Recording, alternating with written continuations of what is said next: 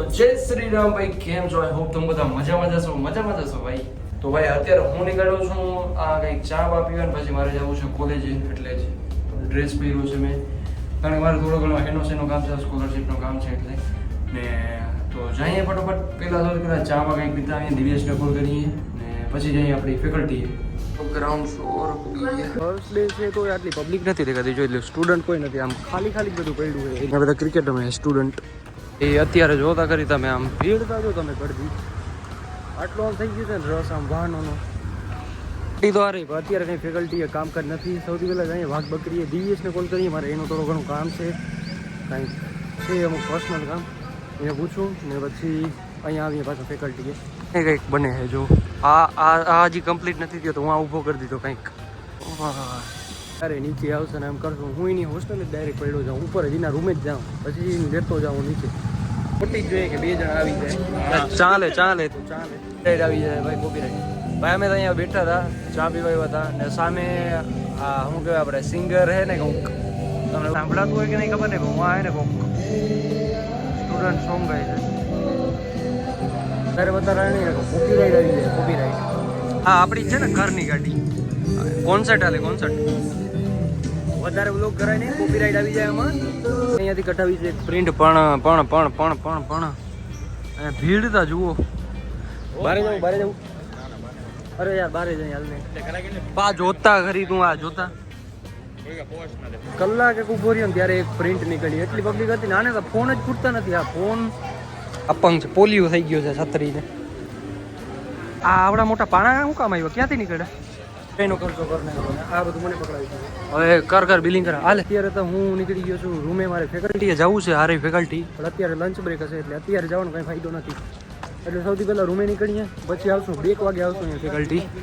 થોડું ઘણું ઇન્ટર્નશીપનું કામ છે ને એનઓસીનું કામ છે. ઇન્ટર્નશીપનો મીન્સ એનઓસીનું કામ છે, જે કે મેલ કરવાનું હોય એનો થોડો ઘણું પ્રોબ્લેમ છે, એ કરી દઈ. હોસ્ટેલે ફિલહાલ તો હું છું હોસ્ટેલમાં ને અત્યારે લંચ બ્રેક છે, એટલે જમીને પછી જશું ફેકલ્ટીએ. એવી છે લોન્ડ્રી. ચાલો તો ભાઈ મારે થોડું ફેકલ્ટીએ કામ છે તો હું ફેકલ્ટીએ જતો આવું. અરે પણ અહીંયા તો રસ્તો એ બ્લોક કરી નાખ્યો હતી. તો ભાઈ ફેકલ્ટીએ તો આવી ગયા છીએ, હવે જરીક સ્ટાફ રૂમમાં જતા આવી. તો ભાઈ જે પણ આપણે કામકાજ હતું એ કામકાજ પતી ગયું છે. હજી મેલ કરવાનું તો આપણે મસ્ત મજાનું કરી દીધું. બરાબર ને, નવી સીટનો ખર્ચો તો કર્યો. અહીંયા જોઈ લે આ બધું કર્યું. ઓ સુરત દાદા, હવે તમારો પ્રકોપ ઓછો કરો. તો ભાઈ ફિલહાલ પૂરી આવ્યા છે આપણી કોલેજે. ભાઈ થોડું ઘણું કામ હતું, આપણે ફેકલ્ટીએ પતાવી આવ્યા ને હવે આવી ગયા છે કોલેજ. હવે જોઈએ આપણા રૂમમેટને પૂછીએ કે બારે જઈએ, રૂમે તો કંટાળો હવે. ઓર તો ભાઈ આ જગ્યાએ ઊભી હતી તો ફટાફટ આપણે પૂગીએ છઠ્ઠા વાળે, 5મો વાળ છઠ્ઠા વાળે પૂગીએ.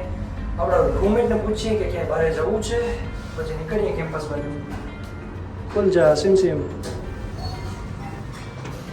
સૌથી પહેલાં પૂગીએ આપણા રૂમે. ઓહ વાળતા જો હા હાલત ફરી ગઈ છે.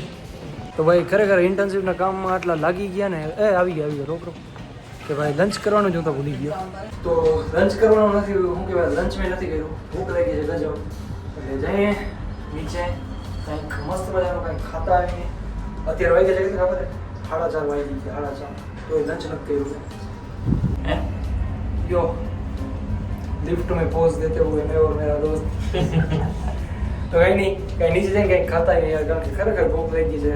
4:30 વાગી ગયા છે. મેં સવારનું કંઈ નથી, સવારે તો કંઈ ખાતા જ નથી અહીંયા. સવારે કંઈ ખાવાનું પોસિબલ જ નથી. 7:30 વાગે ઉઠવું ને જમવા જવું, નાસ્તો કરવાનો છે યાર. હવે એક્ઝામ છે, એક્ઝામ પછી વાઈવા છે.